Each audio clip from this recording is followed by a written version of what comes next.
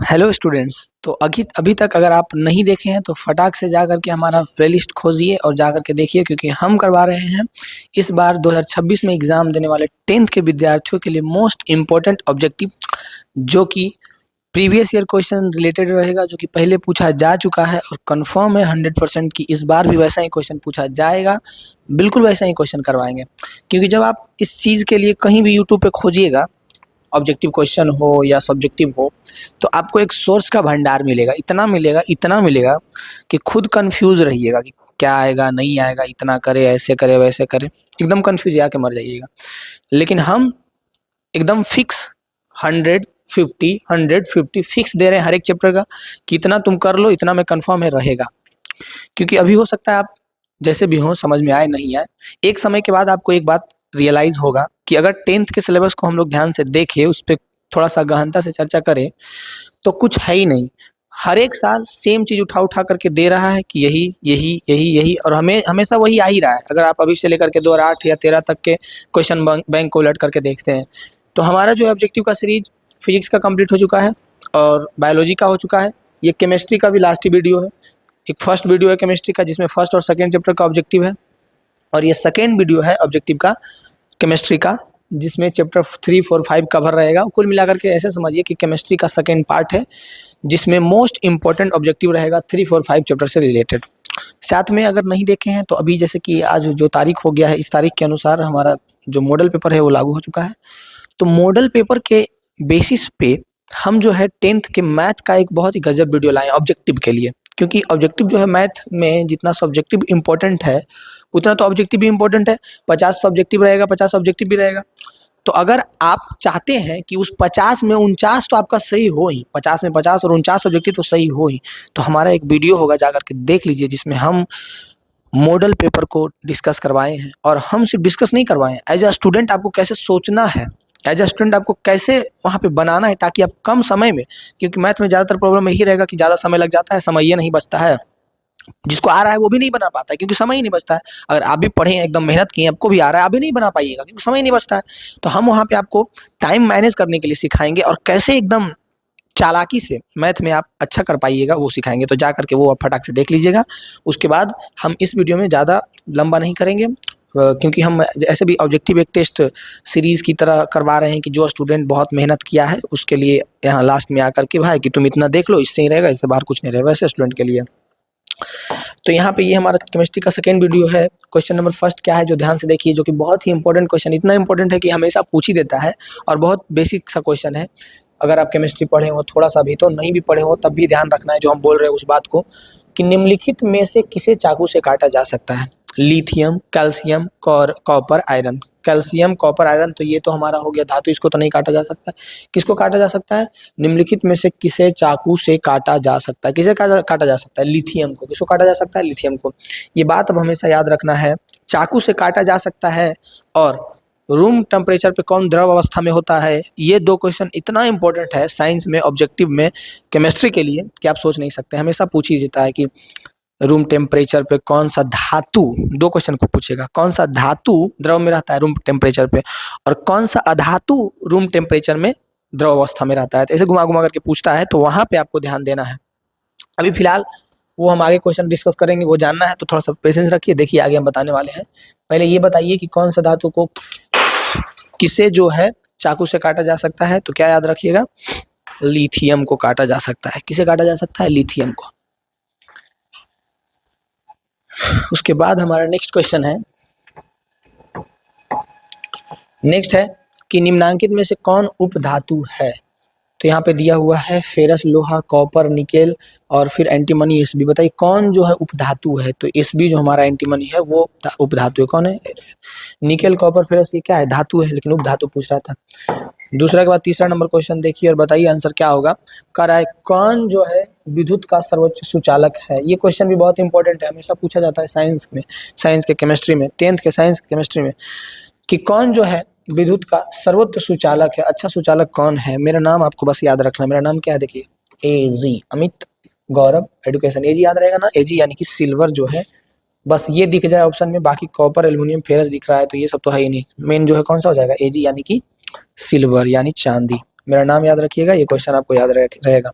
फिर कह रहा है साधारण ताप पर फास्फोरस का अणुसूत्र क्या होता है? P1 होता है कि P2 होता है कि P3 होता है कि P4 होता है? क्या होता है बताइए?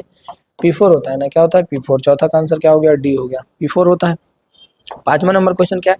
इसमें हम लोग 109 ऑब्जेक्टिव करेंगे, ठीक है, याद रखिए कितना 109 ऑब्जेक्टिव। पेशेंस रखिए, इतना कर लीजिए, केमिस्ट्री में यहीं से आएगा, इससे बाहर कुछ नहीं रहने वाला, बस थोड़ा सा समझ लीजिएगा पेशेंस रख करके।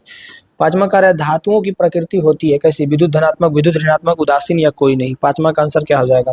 5वां आपको कह रहा है कि धातुओं की प्रकृति की, मतलब धातु धातु कहलाता ही क्यों? जब आप उसका परिभाषा पढ़ते हैं तो क्या पढ़ते हैं कि जिसमें विद्युत धारा प्रवाहित हो सके, इस प्रकार से परिभाषा पढ़े होंगे। तो जिसमें विद्युत धारा प्रवाहित हो सकेगा वो क्या होगा? विद्युत धनात्मक होगा कि विद्युत ऋणात्मक होगा कि उदासीन होगा? धातु हम लोग कहेंगे ही किसको? तो उसको कहेंगे जिसमें विद्युत धारा प्रवाहित हो सके। तो जिसमें हो सके वही होगा हमारा धातु, और उसी को हम लोग कहेंगे विद्युत धनात्मक। तो विद्युत धनात्मक प्रकृति की होती है जो हमारी धातुएं होती है, जिसमें हम लोग कह सकते हैं कि विद्युत प्रवाहित हो सकता है। कह रहा है ग्रेफाइट क्या होता है? ग्रेफाइट जो होता है वो क्या होता है? 2017 में ये क्वेश्चन पूछा था। विद्युत का कुचालक होता है कि विद्युत का सुचालक होता है कि ए बी दोनों होता है कि इनमें से कोई नहीं होता है? 6ठा का आंसर क्या हो जाएगा? विद्युत का सुचालक होता है। ग्रेफाइट क्या होता है? विद्युत का सुचालक होता है। ग्रेफाइट क्या होता है? विद्युत का सुचालक होता है। 2018 में देखिए क्वेश्चन पूछा था कि निम्नलिखित में से कौन सा धातु अभिक्रियाशील धातु है? कौन जो है सबसे अधिक अभिक्रियाशील धातु है? मैग्नीशियम, Mg, कैल्शियम या फिर सोडियम या फिर पोटेशियम? चारों को जब कंपेयर करेंगे हम लोग तो कौन जो है अधिक अभिक्रियाशील धातु है जो बताइए? 7वां का आंसर क्या होगा? कमेंट में फेंक के मारिए। तो सबसे अधिक अगर रहेगा मैग्नीशियम, कैल्शियम, सोडियम और पोटेशियम में पोटेशियम सबसे ज़्यादा होगा। के जो है हमारा पोटेशियम सबसे ज़्यादा अभिक्रियाशील धातु होगा इन तीनों के कंपैरिजन में। 7वां के बाद 8वां देखिए, कह रहा है निम्नलिखित में कौन अधातु है? निम्नलिखित में कौन जो है अधातु है जो पूछ रहा है? कार्बन, सोडियम, एल्युमिनियम, कैल्शियम, ये चारों में से कौन कह रहा है कि अधातु है? कार्बन, सोडियम, एल्युमिनियम और कैल्शियम, कौन अधातु है बताइए?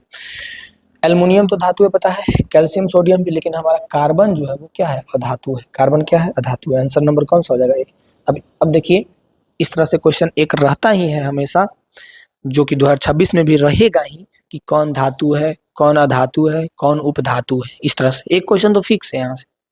तो अगर आप इस चीज़ को समझ पा रहे होंगे, थोड़ा सा ध्यान दिए होंगे, तो आप जरूर बेहतर कीजिएगा। नहीं कीजिएगा, कोढ़िया बनिएगा, तो कहीं भी आपका जगह नहीं है, कहीं कुछ नहीं कर सकते हैं। बस फेंकते रह जाइएगा, बोलते रह जाइएगा, जिंदगी भर कुछ नहीं कर पाइएगा। करा किस धातु का गलनांक सबसे कम होता है? 2024 में पूछा था, 2019 में पूछा था। कौन सा धातु का गलनांक सबसे कम होता है? 9वां नंबर क्वेश्चन पूछ रहा है कौन सा धातु का गलनांक सबसे कम होता है? एल्युमिनियम है, सोडियम है, कॉपर है, फेरस है? सबसे अधिक तो शायद फेरस का होता है, फिर कॉपर का, फिर एल्युमिनियम का, फिर कॉपर का। लेकिन सोडियम का लगभग 96 से 97 डिग्री सेल्सियस होता है। सबसे कम जो है गलनांक वो सोडियम का होता है। सोडियम है 11, सोडियम का सबसे कम होता है, जो कि लगभग 96 से 97 डिग्री सेल्सियस होता है। बाकी सबका तो 800 से, किसी का 800 है, किसी को 1100 है, किसी का 2200 डिग्री है। लेकिन सबसे अधिक भी वो अगर इसमें बोलता तो कौन हो जाता? सबसे अधिक हो जाता हमारा फेरस लोहा। सबसे कम जो है सोडियम है, जो कि कितना डिग्री सेल्सियस है? 97 डिग्री सेल्सियस। जितना पे पानी उबलता है ना उससे और कम ही, ठीक है, 97 डिग्री सेल्सियस सोडियम, याद रखिएगा। 9वां नंबर क्वेश्चन। 9वां नंबर क्वेश्चन के बाद है 10वां नंबर क्वेश्चन। 2019 में पूछा था ये क्वेश्चन, निम्न में से कौन उपधातु है? और ये सब क्वेश्चन जो है, कोई अगर बिहार पुलिस का एग्जाम किससे रिलेटेड कोई क्वेश्चन देखा होगा, या फिर उसके बड़े भैया या कोई एग्जाम देते होंगे, तो वहाँ पे फील आता होगा कि यही सब क्वेश्चन जो है जा करके फिर एग्जाम में भी पूछता है, जो भी आप कंपटीशन का तैयारी कर रहे हो, बस यही सब। चाहे वो रेलवे में चल जाइए, चाहे वो बिहार पुलिस में चल जाइए, कहीं चल जाइए, एकदम गदागद यही सब क्वेश्चन रहता है। लेकिन जो स्टूडेंट यहाँ पे थोड़ा सा अपने जो जाल है दिमाग का उसको साफ कर लेता है और समझ जाता है कि बस यही तो सिलेबस है हमारा, इसी को कवर करके रखना है, आगे भी यही काम देगा और बढ़ना भी है तो इसी के ऊपर ही बढ़ना है। तो अगर ये कंप्लीट है आपका टोटली, तो आगे बहुत बेहतर कीजिएगा। कह रहा है निम्न में कौन सा उपधातु है? जिंक, कैल्शियम, जर्मेनियम या कार्बन? कौन जो है कह रहा है उपधातु है? 10वां का आंसर कौन हो जाएगा? जर्मेनियम हो जाएगा जी। 10वां के बाद 11 नंबर क्वेश्चन क्या पूछ रहा है कि निम्नलिखित में से किस धातु को चाकू से आसानी से काटा जा सकता है? एल्युमिनियम है, सोडियम है, मैग्नीशियम है, कॉपर है? आपके घर में एल्युमिनियम होगा, उसको देख कर देखिए चाकू से काट करके क्या कटता है आसानी से। कटे तो रगड़ते रहिएगा तो बाद में कटवे करेगा, लेकिन बोल रहा है आसानी से एकदम आराम से किसको काट सकते हैं बताइए? Magnesium, copper. 2020 में पूछा था। चाकू से काटा काटी वाला क्वेश्चन हमेशा एक रहता है। कौन जो है द्रव अवस्था में रहेगा रूम टेम्परेचर पे, ये भी हमेशा एक रहता है। तो दिमाग में इसको बैठा लीजिए कि क्वेश्चन रहेगा ही रहेगा। तो अगर एल्युमिनियम और मैग्नीशियम और कॉपर को रगड़ते रहिएगा, काटते रहिएगा चाकू से तो मुश्किल होगा, लेकिन सोडियम जो है वो जल्दी कट जाएगा। तो हमारा आंसर क्या हो जाएगा? सोडियम। किस धातु को चाकू से आसानी से काटा जा सकता है? तो सोडियम को। 11 में गर्दा मचाए होंगे तो 12 में भी गर्दा मचाइए। कह रहा है निम्न में से कौन सबसे कम अभिक्रियाशील धातु है? 2020 में ये क्वेश्चन पूछा था कि कौन जो है सबसे कम अभिक्रियाशील धातु है। अल्युमिनियम, जिंक, फेरस, मैग्नीशियम, कौन सबसे कम अभिक्रिया करता है? 12 का आंसर बताइए। कौन सबसे कम? तो लोहे ना करेगा। मैग्नीशियम, जिंक और अल्युमिनियम की अपेक्षा सबसे कम जो है वो फेरस करता है, यानी कि आयरन करता है, यानी कि लोहा करता है। सबसे भारी धातु कौन है? 2020 में पूछा था ये क्वेश्चन कि निम्न में से सबसे भारी धातु कौन सा है? तो हमारा यहाँ लिथियम ऑप्शन में है, यूरेनियम है, सीजियम है, आयरन है। कौन जो है सबसे हैवी मेटल है? सबसे भारी धातु कौन सा है? कौन सा है सबसे भारी में? की अगर बात करें हैवी मेटल की बात करें तो यूरेनियम हो जाएगा हमारा आंसर।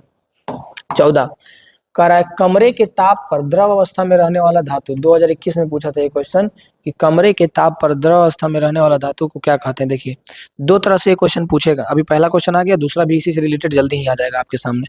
हम जितना भी ऑब्जेक्टिव सेट करके लाए हैं सब एक दूसरे से रिलेटेड रहेगा। पहला करवाए हैं तो दूसरा से रिलेटेड है। अगर अभी 14 करवा रहे हैं तो वो 15 से रिलेटेड है, 15 करवाएंगे तो उसका मतलब कि आगे पीछे सब रिलेटेड रहेगा, बस आप उसको लिंक करिए। कह रहा है कमरे के ताप पर द्रव अवस्था में रहने वाला धातु कौन है? कौन जो है कमरे के ताप पर द्रव अवस्था में रहता है? और यहाँ पे दो चीज पॉइंट चेंज मिलेगा। कमरे के ताप पर द्रव अवस्था में रहने वाला धातु है। कौन जो है धातु ऐसा जो कमरे के ताप पर द्रव अवस्था में रहता है? अगला क्वेश्चन आपसे ये पूछेगा कौन सा अधातु, अधातु कर देगा धातु के जगह पे, कौन सा अधातु कमरे के ताप पर द्रव अवस्था में रहता है, ऐसे करके पूछेगा। ठीक है, तो सबसे पहले बताइए कमरे के ताप पर द्रव अवस्था में कौन रहता है? तो आपको याद रखना है पारा, Hg यानी मरकरी रहता है। मरकरी जिसको कहते हैं, जिसको पारा कहते हैं, जिसको Hg कहते हैं, जिसका संकेत Hg है, वही हमारा आंसर है। याद रहेगा? क्या याद रहेगा? अगर पूछ रहा है कि कौन सा धातु, क्या पूछ रहा है? धातु कमरे के ताप पे द्रव अवस्था में रहता है, तो पारा जिसका नाम है, जिसको मरकरी भी कहते हैं, जिसका संकेत Hg होता है, वो कमरे के ताप पर द्रव अवस्था वाला धातु है। लेकिन वहीं पे अगर क्वेश्चन धातु पूछेगा तब क्या कीजिएगा, जो हम अभी आगे बताएंगे।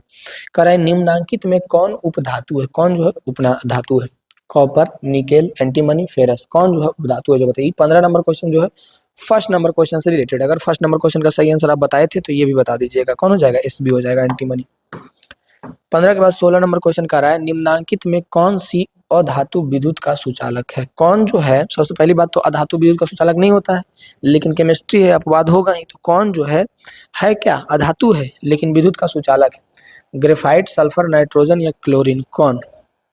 16 का आंसर क्या हो जाएगा? ग्रेफाइट। क्या हो जाएगा? ग्रेफाइट, जो कि अधातु है लेकिन विद्युत का सुचालक है, अपवाद में। नेक्स्ट है, नेक्स्ट हमारा क्वेश्चन, अगर ये आपका सही आंसर था तो देखिए 17 नंबर क्वेश्चन बोले थे ना, आ गया रिलेटेड क्वेश्चन। कितना बार पूछा है सबसे पहले आप ये देखिए। 2014 में पूछा था, 19 में पूछा था, 24 में पूछा है, 22 में पूछा है। लिख लीजिए यहाँ पे 2026 लिख लिए। अभी से पेपर लीक कर देते हैं हम, ठीक है। लिख लीजिए क्वेश्चन 2026 में रहने वाला है कि कौन सा अधातु कमरे के ताप पर द्रव अवस्था में होता है? ब्रोमीन, पारा, तांबा, एल्युमिनियम। अब यहाँ पे ध्यान देना है कि कह रहा है कौन सा अधातु। पिछला क्वेश्चन में कहा था कौन सा धातु। अब बताइए 17 का आंसर। और यही सब क्वेश्चन जो स्टूडेंट पता है देखते हैं अगर कि बिहार पुलिस का तैयारी कर रहा है, कुछ का कर रहा है, एकदम रगड़ रगड़ के पूरा सिलेबस पढ़ रहा है, फिर यही प्रैक्टिस सेट मार रहा है, सेम ही क्वेश्चन आ रहा है जो आप 10वें में पढ़े। तो अगर इसका एक संग्रह अपने पास रखते हैं इस नॉलेज के बेसिस पे कि हाँ ऐसा ऐसा पढ़े थे, तो आगे जरूर है। अभी तो सब नौकरी का तैयारी कर ही रहा है, जरूरी आप कीजिएगा तो वहाँ पे इतना बेनिफिट होगा, यही चीज़ कि आप सोच नहीं सकते। समझ रहे हैं ना? तो बताइए 17 का आंसर क्या होगा। तो आपको दो चीज़ अब यहाँ से याद रखना है, बहुत इंपॉर्टेंट है, दोनों याद रखना है। अगर पूछे कि कमरे के ताप पर कौन सा धातु द्रव अवस्था में द्रव अवस्था में होता है, तो मरकरी, पारा यानी Hg याद रखना है। लेकिन यहाँ पे क्वेश्चन कह रहा है कि कौन सा अधातु कमरे के ताप पर द्रव अवस्था में होता है, तो याद रखना है ब्रोमीन होता है। कौन होता है? ब्रोमीन। कौन सा अधातु कमरे के ताप पर द्रव अवस्था में होता है, तो यहाँ से ब्रोमीन याद रखना है। लेकिन जब धातु कहेगा तो पारा याद रखना है। निम्नांकित में किस धातु को केरोसिन में डुबाकर रखते हैं? 2023 में पूछा है, 2022 में पूछा है कि किस धातु को केरोसिन में डुबाकर रखेंगे। अगर उसको बाहर निकालेंगे तो बाहर शुष्क हवा के नमी से अभिक्रिया करके एकदम आग लग जाएगा, एकदम पानी में डाल दिए तो ब्लास्ट होने लगता है। कौन है? पारा है, कि सोडियम Na11 है कि तांबा है कि सोना है, कौन है? 18 का आंसर बताइए। बहुत जगह पे इसका एक्सपेरिमेंट भी देखे होंगे। सोडियम को अगर केरोसिन में नहीं रखा जाए, बाहर रखेंगे तो क्या होगा? आग लग जाएगा, तुरंत एकदम आग लगे लगेगा। हाँ, होता है ना, इसलिए उसको केरोसिन में डुबा करके रखे जाते हैं। उसको फिर पानी में अगर डालिएगा तो वो विस्फोट करता है। कौन? सोडियम। 19 नंबर क्वेश्चन आपसे पूछ रहा है कि सबसे कठोर प्रकृति का पदार्थ कौन होता है? 2022 में पूछा ये क्वेश्चन, 2021 में पूछा है कि सबसे कठोर प्रकृति का पदार्थ कौन है? लोहा, सोना, चांदी, हीरा में सबसे कठोर प्रकृति का पदार्थ कौन सा है? तो हीरा है। सबसे कठोर प्रकृति का पदार्थ कौन सा है? हीरा है। 19 अगर ठीक ठाक बताएं तो 20 बताइए। कह रहा है कि धातुओं की सबसे अधिक धातु कौन सा क्रियाशील होता है? इसका क्या क्या है, इसका पैटर्न क्या है जो बताइए। शायद 2022 या 24 में पूछा था, छूट गया यहाँ पे। लिख लीजिए 2026 में पूछेगा ये क्वेश्चन, ठीक है। पीछे पूछा था, कौन सा साल पूछा था ये छूट गया है, लेकिन लिख लीजिए कि 2026 में पूछेगा कि धातुओं की क्रियाशीलता के सही क्रम क्या है। सबसे अधिक क्रियाशील अगर बोले मैग्नीशियम, जिंक, कॉपर और सोडियम में, तो सबसे अधिक तो सोडियम एक कन्फर्म है। 20 नंबर में जब हम बोलेंगे सबसे अधिक सोडियम है तो ये तो कन्फर्म है कि सबसे अधिक सोडियम है। इसको हटा दीजिए, सबसे अधिक सोडियम है। सोडियम के बाद जो है मैग्नीशियम है, मैग्नीशियम के बाद जो जिंक है, जिंक के बाद जो है कॉपर है। तो पहला नंबर में सोडियम और दूसरा में मैग्नीशियम अगर दिख रहा है तो उसको रहने दीजिए, नहीं दिख रहा है तो काटिए। सोडियम के बाद जिंक दिख रहा है, नहीं, सोडियम है पहला में, दूसरा में मैग्नीशियम है, तीसरा नंबर में जिंक होना ही होना चाहिए, तो तीसरा नंबर में जिंक इसमें भी नहीं है। हमारा आंसर ये होगा। अगर क्रियाशीलता की बात आएगी तो सबसे अधिक क्रियाशील जो है पहले नंबर पे तो सोडियम होगा, दूसरा पे मैग्नीशियम होगा, तीसरा पे जिंक होगा, चौथा पे कॉपर होगा। ये चारों का कंपैरिजन अगर हम लोग करें, ये क्वेश्चन जो कि हमेशा पूछता ही है, इस बार पूछेगा ही। लिख लीजिए यहाँ पे 2026, याद रखना है। और इससे बहुत सारा क्वेश्चन बनता है। अगर ऑप्शन में चारों दे दिया, पूछ रहा है कि सबसे अधिक क्रियाशील कौन है, फटाक से मारो सोडियम, सबसे कम कौन है, फटाक से लगाओ कॉपर। समझ आ रहा है ना? ये अगर कैसे भी पूछता है तो आपको वहाँ पे सही जवाब देना है कि सबसे अधिक सोडियम है, फिर मैग्नीशियम है, फिर जिंक है, फिर कॉपर है। 20 हो गया हो तो 21 को देखिए। 21 नंबर क्वेश्चन कह रहा है कि शुष्क बर्फ का रासायनिक सूत्र क्या होता है? ये भी छूट गया, कब पूछा गया था। शुष्क बर्फ का रासायनिक सूत्र क्या होता है? शुष्क बर्फ का क्या होता है? CO2 होता है, कार्बन डाइऑक्साइड CO2 होता है ना, CO2 होता है शायद। 21 के बाद 22 नंबर क्वेश्चन कर रहा है, सक्रियता श्रेणी में निम्नलिखित में कौन सबसे अधिक क्रियाशील धातु है? अब देखिए आ गया है, लेकिन इसमें जो पीछे का पैटर्न था वो फॉलो नहीं कर रहा है। इसमें सोडियम है, कॉपर है, ये Au है और Hg है, मरकरी है और सोना है। कह रहा है कि कौन जो अधिक, सोना अधिक क्रियाशील है क्या सोडियम के अपेक्षा? सोना अधिक क्रियाशील है क्या Hg के अपेक्षा? बताइए कौन जो है सबसे अधिक क्रियाशील है। तो अभी हम पैटर्न बताए थे, उसमें सबसे ऊपर सोडियम था। सोडियम को याद रखिए सबसे अधिक क्रियाशील, ये सब भी दिखेगा तब भी सोडियम में रहेगा, राज उसी का रहेगा। निम्नलिखित में कौन विद्युत का सुचालक है? 2020 में क्वेश्चन पूछा था कि विद्युत का सुचालक कौन है? ग्रेफाइट है, आयोडीन है, सल्फर है कि क्लोरीन है, कौन है? अभी अभी हम पीछे क्वेश्चन बताए थे कि ग्रेफाइट जो एक ऐसा अधातु है जो कि है अधातु लेकिन क्या है? विद्युत का सुचालक है। आंसर हमारा क्या हो जाएगा? सी हो जाएगा। है क्या? अधातु लेकिन है विद्युत का सुचालक। 24 कह रहा है ड्यूरालुमिन किस धातु का मिश्र धातु है? ड्यूरालुमिन जो है कौन सा धातु का मिश्र धातु ड्यूरालुमिन है? 24 का आंसर बताइए। तो ड्यूरालुमिन जो है वो एल्युमिनियम का है। किसका है? एल्युमिनियम का। 25 नंबर क्वेश्चन कह रहा है कि कोई तत्व ऑक्सीजन के साथ अभिक्रिया कर उच्च गलनांक वाला यौगिक निर्मित करती है, यह यौगिक जल में विलय है, यह तत्व हो सकता है। कह रहा है कोई तत्व है जो ऑक्सीजन के साथ अभिक्रिया कर उच्च गलनांक वाला यौगिक का निर्माण करता है, यह यौगिक जल में विलय है, और यह तत्व कौन हो सकता है? कैल्शियम, कार्बन, सिलिकॉन, फेरस, कौन हो सकता है? 2012 में ये पूछा था। 25 का आंसर क्या हो जाएगा? ये हो जाएगा, ये कौन सा? Calcium, CA20। 26 देखिए, एकदम प्रैक्टिस सेट की तरह पहले तो 1 से लेकर के 109 लिख लीजिए और फटाफट बताते जाइए आप कि कौन सा आपका सही हो रहा है, कौन सा गलत हो रहा है। निम्नलिखित में से कौन सा पदार्थ ऑक्सीजन से संयोग नहीं करता है? कॉपर, सोना, जिंक या फिर पोटेशियम, कौन जो है ऑक्सीजन से संयोग नहीं करता है? 26 का आंसर। तो अगर बोलेगा तो हमारा ऑक्सीजन के साथ संयोग सोन में नहीं करता है, ठीक है। आयरन, सॉरी, गोल्ड नहीं करता है। कौन? गोल्ड। निम्नलिखित में कौन सा उत्पाद लेड नाइट्रेट को गर्म करने पर प्राप्त होता है? किसको गर्म करने पर हम लोगों को लेड नाइट्रेट प्राप्त होता है। 2014 में ये क्वेश्चन पूछा था 27 नंबर क्वेश्चन कि किसको गर्म करने पर हम लोगों को लेड नाइट्रेट प्राप्त होता है, तो NO2O2 याद रखिएगा, कौन सा NO2O2।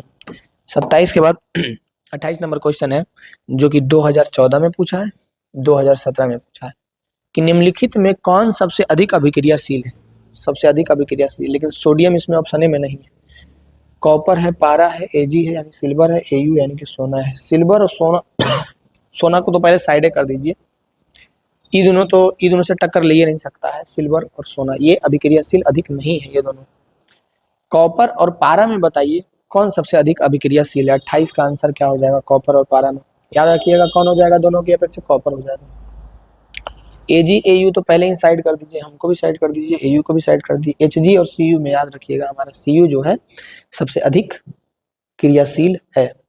नेक्स्ट कह रहा है कि कौन सी गैस उत्सर्जित होगी जब धातुएं जल के साथ अभिक्रिया करती है। जब धातुएं जो है जल के साथ अभिक्रिया करेगी, कोई भी धातु जो है जल के साथ अभिक्रिया करेगी, तो कौन सी गैस, जब धातुएं जल के साथ अभिक्रिया करेगी तो कौन सी गैस निकलेगी यानी उत्सर्जित होगी।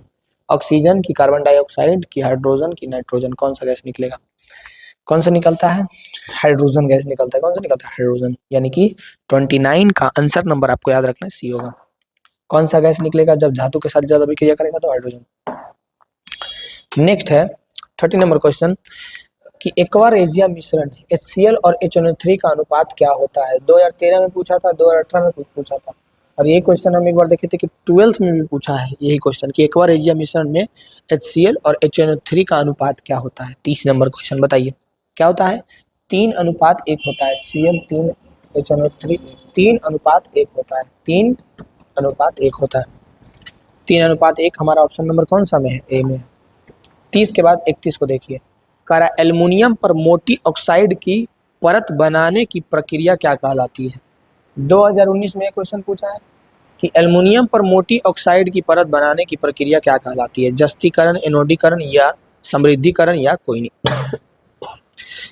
31 नंबर क्वेश्चन देखिए, बताइए क्या कहलाता है, एनोडीकरण कहलाता है। एल्युमिनियम पर जो मोटी ऑक्साइड की परत बनाई जाती है उस प्रोसेस को हम लोग एनोडीकरण कहते हैं। 32 नंबर क्वेश्चन कह रहा है कि वह धातु जो सिर्फ अम्ल राज से में घुलता है। 2022 में पूछा है कि वो कौन सा धातु है जो केवल अम्ल राज में घुलता है। एल्युमिनियम या फिर Au गोल्ड, फेरस या फिर कॉपर, यानी कि आयरन, गोल्ड, एल्युमिनियम या कॉपर। कौन जो है सिर्फ अम्ल राज में घुल सकता है, उसके अलावा उसको कोई नहीं घुल सकता, कौन। 32 का आंसर बताइए। तो याद रखिएगा कौन हमारा जो ये है, कौन, गोल्ड चचा जो है, ये इनका कहना है कि हम सिर्फ अम्ल राज्य में घूरेंगे। हीलियम कैसा तत्व है। 2011 में देखिए पूछा था कि हीलियम कैसा तत्व है, अक्रिय, क्रियाशील, सक्रिय या उदासीन। हाइड्रोजन H1, हीलियम He2 होता है ना, लिथियम एलाइथिन। तो हीलियम जो दूसरा नंबर पे वो कैसा तत्व है, गोर है, कार है, सुंदर है, करेक्ट है, गोर है, बताइए कैसा है। अक्रिय है कि क्रियाशील है कि सक्रिय है कि उदासीन है, कैसा है, कैसा है। तो ये जो है हमारा कैसा है, अक्रिय है, कोई क्रिया नहीं, क्रियाशील एकदम नहीं। सिलिका क्या है, धातु है, अधातु है या उपधातु है। सिलिका SiO2 होता है, सिलिका का सूत्र क्या होता है, SiO2 सिलिका। ये क्या है, धातु है, अधातु है या फिर उपधातु है। 34 का आंसर क्या हो जाएगा, 34 का आंसर हो जाएगा उपधातु है सिलिका, कैसा है, उपधातु है। कह रहा है कि लाल तप्त आयरन पर जलवाष्प प्रवाहित करने पर कौन सा यौगिक प्राप्त होता है। एक आयरन है जो पूरे एकदम गुस्सा से लाल लाल, उसमें टेम्परेचर इतना दिया गया है कि लाल हो गया है एकदम। जब उस पर हम जलवाष्प देंगे तो वो कौन सा यौगिक प्राप्त करता है, FeO या Fe2O3 या फिर Fe3O4 या फिर फेरस सल्फेट FeS, कौन सा यौगिक प्राप्त करता है। 35 का आंसर बताइए। जैसे ही आप इस क्वेश्चन को देखिएगा वैसे ही कहिएगा इसको तो कोई लेना देना ही नहीं, इसको लेना देना, Fe3O2 फेरस ऑक्साइड। 35 के बाद 36 देखिए, कह रहा है कि निम्न में से 36 नंबर क्वेश्चन पूछ रहा है कि निम्न में से कौन आयनिक यौगिक है, कौन जो है आयनिक यौगिक है। 36 का आंसर बताइए, कौन जो है आयनिक यौगिक है। CaCl2 जो है हमारा आयनिक यौगिक है। 36 हो गया। 37 देखिए, कह रहा है इलेक्ट्रॉन के स्थानांतरण से बने यौगिक क्या कहलाता है। 2016 में ये क्वेश्चन पूछा था कि इलेक्ट्रॉन के स्थानांतरण से एक जगह से दूसरे जगह जब इलेक्ट्रॉन जाता है उससे जो यौगिक बनता है वो क्या कहलाता है। सहसंयोजी यौगिक कहलाएगा, विद्युत संयोजी यौगिक कहलाएगा कि कार्बनिक कहलाएगा कि कोई नहीं कहलाएगा? बताइए 37 का आंसर कैसा कहलाता है? विद्युत संयोजी यौगिक कहलाता है, क्योंकि जब इलेक्ट्रॉन का स्थानांतरण होगा, इलेक्ट्रॉन जब प्रवाहित करेगा तब वहां पे क्रिएट हो जाएगा आवेश, यानी विद्युत क्रिएट हो जाएगा। विद्युत क्रिएट हो जाएगा तो उसी को हम लोग कहते हैं विद्युत संयोजी। इलेक्ट्रॉन का स्थानांतरण जब होगा तो विद्युत संयोजी यौगिक क्रिएट होगा। विद्युत अपघटन में इलेक्ट्रॉन मुक्त होता है एनोड पर, कैथोड पर या दोनों पर? तो विद्युत अपघटन में जो इलेक्ट्रॉन मुक्त होगा वो होगा पॉजिटिव टर्मिनल, निगेटिव निकलता है तो पॉजिटिव बचता है यानी पॉजिटिव पे, तो पॉजिटिव पर होगा यानी कि एनोड पर होगा। विद्युत अपघटन में इलेक्ट्रॉन मुक्त कहाँ पे होता है? एनोड पर होता है। 39 नंबर क्वेश्चन पूछ रहा है आपसे कि विद्युत अपघटनी परिष्करण में अशुद्ध धातु को बनाया जाता है। 2018 में पूछा है कि विद्युत अपघटनी परिष्करण में अशुद्ध धातु को बनाया जाता है कहाँ? एनोड पर कि कैथोड पर कि अपघट्य पर कि इनमें से कोई नहीं? 39 का आंसर कहाँ बनाया जाता है? तो एनोड पर बनाया जाता है। विद्युत अपघटनी को, अशुद्ध धातु को कहाँ बनाया जाता है? एनोड पर बनाया जाता है। कह रहा है क्लोरीन परमाणु के 52 कोष में इलेक्ट्रॉनों की संख्या कितनी होती है? क्लोरीन परमाणु के 52 कोष में इलेक्ट्रॉनों की संख्या कितनी होती है? 40 का आंसर कितना होता है? 7 होता है। कितना होता है? क्लोरीन 17 7। 2019 में क्वेश्चन पूछा था। ये कह रहा है कि ऐसे तत्व जो इलेक्ट्रॉनों को त्याग करते हैं और धनात्मक आयन बनाते हैं वो क्या कहे जाते हैं? तो जो तत्व इलेक्ट्रॉन का त्याग करेगा और धनात्मक आयन बनाएगा वो क्या कहलाएगा? धातु कहलाएगा। धातु के पास ही ना ये गुण है, और धातु के पास तो ये गुण है नहीं। धातु के पास गुण है कि इलेक्ट्रॉन का त्याग करेगा, उससे विद्युत धारा बनेगा, यानी कि धनात्मक आयन, जिसको हम लोग कह सकते हैं धनात्मक आयन बनाता है। धातु के पास ये गुण है। 41 के बाद 42 नंबर क्वेश्चन कह रहा है कि ऑक्सीजन की संयोजकता है, ऑक्सीजन की संयोजकता कितनी होती है? 1 0 2 3 कितनी होती है? 42 कितनी होती है? 2 होती है। O2 ऑक्सीजन की संयोजकता कितनी होती है? 2 होती है। 2024 में पूछा है, फिर 2021 में पूछा है कि सोना की परमाणु संख्या कितनी होगी? सोना, Au गोल्ड, Au जिसको हम लोग गोल्ड कहते हैं, जिसको हम लोग सोना कहते हैं, सोना है, गोल्ड वाला सोना है, बाबू सोना वाला सोना नहीं है। इसका जो परमाणु संख्या है वो कितना होता है? देखिए 2-3 याद रखना है। सबसे पहले तो 20 तक एकदम याद रखना है कि hydrogen, helium, lithium, beryllium, boron, carbon, इस तरह से लेकर के 20 तक तो पूरा याद रखना है। उसके बाद एक हो गया लोहा का, एक हो गया गोल्ड का। ये सब हमेशा जो है ना पूछ ही देता है। देखिए 2024 में पूछ दिया था, 21 में पूछ दिया था, लिख लीजिए कि 26 में पूछ देगा तो बताइएगा वहां पे आंसर की 43 का। तो यहाँ पे आपको याद रखना 79 होता है। कैसे याद रखिएगा इसको? तो Au यानी कि गोल्ड, गोल्ड जो है वो 79 है। कितना है उसका परमाणु संख्या? 79 है। 44 कह रहा है कि निम्नलिखित में कौन अक्रिय गैस है? कौन जो है अक्रिय गैस है? कार्बन, हीलियम, चांदी या हाइड्रोजन? कौन अक्रिय गैस है? 44 का आंसर क्या हो जाएगा? हीलियम। हीलियम अभी बताए थे, हाइड्रोजन, हीलियम। हीलियम अक्रिय है, जो कि सेकंड नंबर पे है, परमाणु संख्या 2 है। नेक्स्ट क्वेश्चन है 45 कि गंधक की परमाणु संख्या कितनी होती है? गंधक अभी आप नाम नहीं सुने होंगे, लेकिन हम एक और नाम बताएंगे तो फटाक से बोल दीजिएगा। 45 जो कि गंधक, बताइए कि अगर आप कभी सुने हो सल्फर, अगर 20 तक याद कर लीजिएगा ना तो उसी से बहुत क्वेश्चन रहता है। गंधक जो जिसको हम लोग रासायनिक नाम सल्फर कहते हैं, जिसका संकेत S होता है, उसका जो है परमाणु संख्या कितना होता है? 16 होता है। तो गंधक क्या होता है? सल्फर होता है। सल्फर का जो परमाणु संख्या होगा कितना होगा? 16 होगा। बात को याद रखिएगा, आगे बहुत ही काम देगा। 46 है, 2012 में पूछा है, फिर 2021 में पूछा है, इधर हुआ फिर इधर हो गया। अभी लिख लीजिए 2026 में पूछेगा कि लोहे की परमाणु संख्या, हम बोले थे ना पूछा है, और पूछेगा लोहे का हो गया, सोना का हो गया, चांदी का हो गया। लोहे का परमाणु संख्या कितना होता है? लोहा यानी कि फेरस, Fe का कितना होता है? Fe का जो होता है वो होता है 26। कितना होता है? 26। आयरन,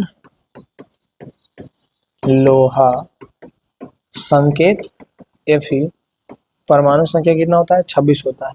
याद रखिएगा।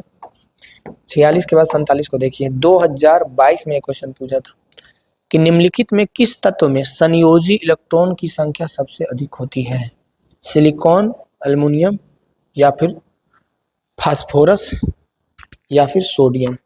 इस चारों में 2022 में पूछा है कि किस में जो है संयोजी इलेक्ट्रॉन की संख्या सबसे अधिक होती है? किसमें होती है? तो सबसे अधिक होती है फास्फोरस में। किसमें सबसे अधिक होती है? फास्फोरस में 48। निम्नांकित में कौन अधातु है? Copper, phosphorus, ferrous, nickel. कौन जो है अधातु है? 48। कौन धातु है? फास्फोरस। 49 कह रहा है कैल्शियम की परमाणु संख्या क्या है? कैल्शियम की परमाणु संख्या क्या है? 12, 18, 20, 25। Calcium Ca 20। 20 तक बोले थे ना, याद रखने के लिए पूछ ही देता है 20 तक। कैल्शियम Ca 20 कितना होता है? 20 होता है। कैल्शियम की परमाणु संख्या कितना होगा? 20। जो कि पता है 20 तक जब स्टूडेंट 10 क्लास में होता है तो 20 तक याद करने में सिर्फ इतना दिक्कत होगा कि एक बार पढ़ेगा और सोचेगा याद हो जाए, उसको चिढ़ पड़ेगा बहुत है कि अरे यार याद ना हो रहा है, छोड़ो, क्या दिमाग खराब करता है। वहाँ पे थोड़ा सा आपको पेशेंस रखना है, एक बार में याद नहीं होगा। और याद इसलिए मत कीजिए कि हमको याद हो जाए, हो जाए, हो जाए, जल्दी हो जाए, हम पढ़ रहे हैं जल्दी हो जाए, कभी भी याद नहीं होगा ऐसा। कोई भी चीज़ हो, हम तो ये इसका उदाहरण लेकर के बता रहे हैं कि अगर आपको याद करना है सभी एलिमेंट कम से कम 20 तक, 30 तक कैसे कहता है 10 के लिए, 20 तक याद करो, काम हो जाएगा। बाकी जो मेन है उसको याद कर लेना। तो अगर ऐसा आप सोच के याद कीजिएगा कि एक बार फटाक से पढ़ लिए और दिमाग में डायरेक्ट यही हो गया कि हमको याद होना है, मतलब कि अभी आप मेहनत किए नहीं, आप तुरंत रिजल्ट खोज रहे हैं कि याद नहीं हुआ, याद नहीं हुआ, मतलब कि एक बार पढ़ा नहीं तुमको तुरंत याद हो जाएगा। मेहनत किया है नहीं और तुरंत रिजल्ट खोज रहा है तो होगा नहीं होगा। बस एकदम निष्पक्ष भाव से ये मत सोचो कि हमको याद करना है, उसको पढ़ो 1 से 20 तक, रूटीन बना लो अभी से एग्जाम तक के कि 1 दिन, 2 दिन, 3 दिन, 4 दिन पर एक बार हमको पढ़ लेना है। 1, 2 दिन, 4 दिन पर एक बार हमको पढ़ लेना है। जब भी फ्री है निकाल के से पढ़ लिए, जब भी हमको मन नहीं लग रहा है एक बार पढ़ लिए। हाँ, आदमी है जी, आदमी को दिमाग दिया है भगवान, गधा थोड़ी है। तो दिया है काहे ले, इसको रखे ले बक्सा में बंद करके, इसका यूज करने के लिए दिया है, तो थोड़ा यूज कीजिए, कॉपी किताब पढ़िए। ऐसे भी कहा जाता है जब आदमी बहुत डिस्ट्रैक्ट है, बहुत एकदम मन वन ऐसे वैसे हो रहा है ना, कुछ निकाल करके ऐसे बड़बड़ाए लगो, पढ़ो लगो उसको, उसमें एकदम रम जाओ, घुस जाओ उसमें, सारा कुछ क्लीन हो जाता है। ठीक है, तो आपको निष्पक्ष भाव से उसको रिपीट करना पड़ेगा। मेरा इतना भाषण का मतलब यही है, उसको रिपीट कीजिए बार बार। ये मत सोचिए कि हमको याद नहीं हो रहा है, रिपीट कीजिए, करते रहिए। ठीक है, एक बार कीजिए, 2 बार कीजिए, 10 बार कीजिए, 50 बार कीजिए, फिर देखिए रिजल्ट मिल रहा है कि नहीं। 50 बार करने के बाद फिर भी नहीं रिजल्ट मिल रहा है, मतलब आप बहुत बड़ा एकदम मोटा दिमाग है, तो और रिपीट कीजिए। वो तो आपके दिमाग पे डिपेंड करता है, आपकी परवरिश पे डिपेंड करता है कि आपका परवरिश कैसा हुआ है। जिसका परवरिश जैसा होगा वो उसी नेचर का और वैसा ही बनेगा। तो अगर आपका परवरिश अच्छा हुआ है तो आपको जल्दी याद होगा, और थोड़ा सा है मोट दिमाग है या जो भी है वो सबका अपना प्रॉब्लम है। तो अगर वैसा है तो थोड़ा सा मेहनत और करना पड़ेगा, 50 की जगह 100 बार पढ़े पड़ेगा, लेकिन पढ़ते रहिए उसको। ये मत तुरंत देखे लगे कि हमरा याद हो, लेकिन है तो कहियो नहीं होगा। कह रहा है कि 50 नंबर क्वेश्चन कि निम्नलिखित में किस कारण से सामान्य नमक का जलीय घोल विद्युत का सुचालक होता है? जो सामान्य नमक का जलीय घोल होता है वो विद्युत का, उसमें विद्युत का सुचालक होता है, वो क्यों? केवल ऋणात्मक आवेश की गति के कारण, या केवल धनात्मक आवेश की गति के कारण, या फिर धनात्मक एवं ऋणात्मक दोनों की विपरीत दिशा की गति के कारण? दोनों की जब तक गति नहीं रहेगा उसमें कैसे होगा? सुचालक हो ही नहीं सकता। तो धनात्मक एवं ऋणात्मक दोनों की विपरीत गतियों के कारण जो है, विपरीत दिशा की गतियों के कारण जो है ये धनात्मक होता है। कह रहा है कि सोडियम फास्फोट का अणुसूत्र, सोडियम फास्फोट का अणुसूत्र क्या होगा? 51 का आंसर बताइए। सोडियम फास्फोट का Na3PO4 होगा। क्या होगा?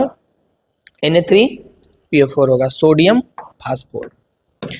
52 नंबर क्वेश्चन का रहा है पारे का अयस्क है बॉक्साइट, हेमाटाइट, या फिर मैग्नेटाइट, या फिर सिनेबार। पारे का अयस्क कौन है? 2017 में देखिए पूछा था कि पारे का अयस्क कौन है। 52 नंबर क्वेश्चन, पारे का अयस्क कौन है? तो पारे का अयस्क जो है सिनेबार है। बॉक्साइट तो एल्युमिनियम का है ना, आगे देखिए मिलेगा, वो भी टेंशन मत लीजिए। बॉक्साइट किस धातु का महत्वपूर्ण अयस्क है? देखिए आ गया, बॉक्साइट किसका है? तांबा का, जस्ता का, एल्युमिनियम का कि लोहा का? बॉक्साइट किसका है? 53 का आंसर क्या हो जाएगा? पीछे ना बताएं, इसमें कुछ सोचना है। एल्युमिनियम का है बॉक्साइट। किसका है? ये भी इंपॉर्टेंट नाम है, इसको भी याद रखिएगा। ये बहुत बड़ा कलेक्टर हो गया है, डीएम हो गया है, प्रधानमंत्री बन गया है, मुखिया बन गया है, क्या भी बोल सकते हैं, कुछ भी बोल सकते हैं। बॉक्साइट जो है याद रखिएगा कि किसका है, तो ये एल्युमिनियम का है, जो कि हमेशा टपक जाता है। 54 कह रहा है कि जस्ता का अयस्क है सिनेबार है कि जिंक ब्लेड है कि बॉक्साइट है कि सोडियम क्लोराइड है? अगर आप थोड़ा सा भी दिमाग वाला व्यक्ति हैं तो अभी अभी हम बोले हैं कि सिनेबार जो था वो किसका था? पीछे देखो, नहीं याद है तो पीछे देखो। पारे का था सिनेबार, बॉक्साइट था एल्युमिनियम का, तो 2 होता है, जैसा काटियो 2। अभी तुम देखो जिंक ब्लेड और सोडियम क्लोराइड कौन जस्ता का है? तो सोडियम क्लोराइड में तो कहीं भी जिंक का जिक्र नहीं हो रहा है। जस्ता यानी जिंक, जस्ता यानी जिंक, तो जिंक ब्लेड में उसका जिक्र हो रहा है। आंसर हो जाएगा बी। नमे पढ़ के बता सकता है यार, तुम पढ़ो या ना पढ़ो, साल भर पढ़ा है कि नहीं पढ़ा है, गोली मारो उसको, पर इसको देखो और इसी को देख करके दिमाग लगाओ, इसका यूज करो, हो जाएगा। कह रहा है जिंक ब्लेड किस धातु का अयस्क है? 2024 में पूछा है, 2022 में पूछा है। जो क्वेश्चन क्वेश्चन नंबर 54 था वही क्वेश्चन क्वेश्चन नंबर 55 है, बस घुमा करके कर दिया। जैसे कि हम अपने कान को इधर से छुए, फिर इधर से छुए, फिर इधर से छुए, किधरों से छुए छुए, तो यही काना कोना जी। पीछे क्वेश्चन कह रहा था जस्ता का अयस्क जो है जिंक ब्लेड, ऑप्शन में टिक लगाए थे। फिर कह रहा है जिंक ब्लेड किस धातु का अयस्क है?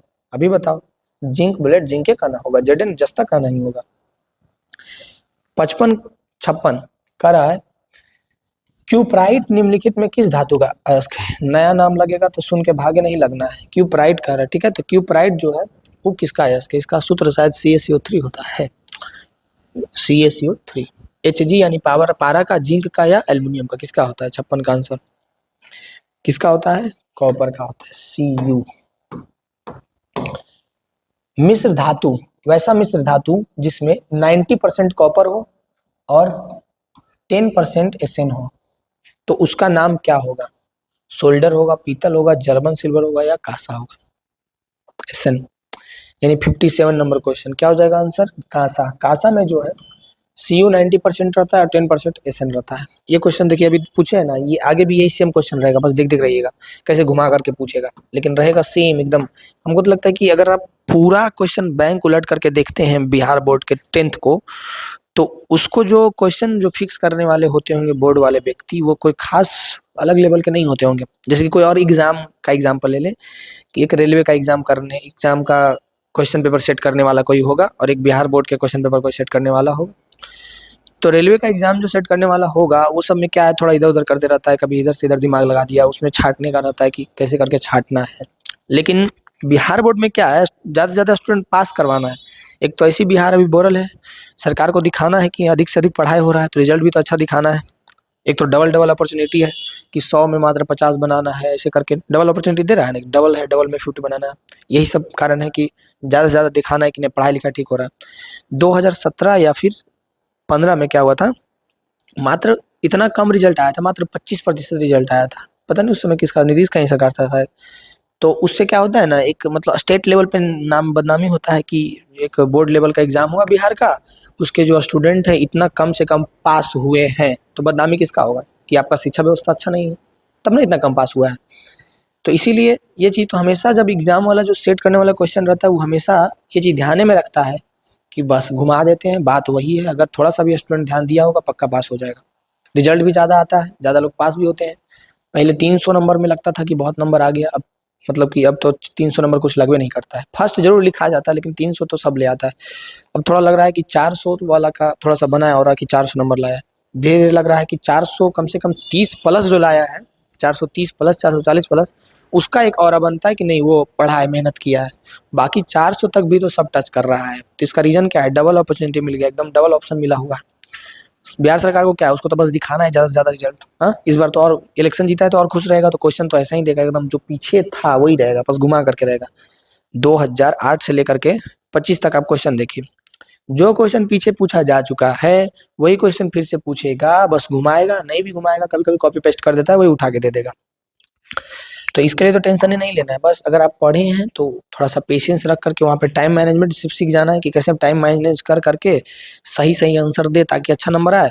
और अगर नहीं पढ़े हैं तो डायरेक्ट आप ऑब्जेक्टिव का सीरीज देखिए ना, वहाँ से आपको समझ में आ जाएगा कि कैसे आप इसको क्रैक कर सकते हैं, इस क्वेश्चन को, पेपर को बीट कर सकते हैं, इसका जो लेवल है उसको आराम से कर सकते हैं, बिना पढ़े भी कर सकते हैं। आप बस 10 दिन ध्यान दे दीजिए ना, ऑब्जेक्टिव सीरीज देख लीजिए और अच्छा ऐसा ऐसा है।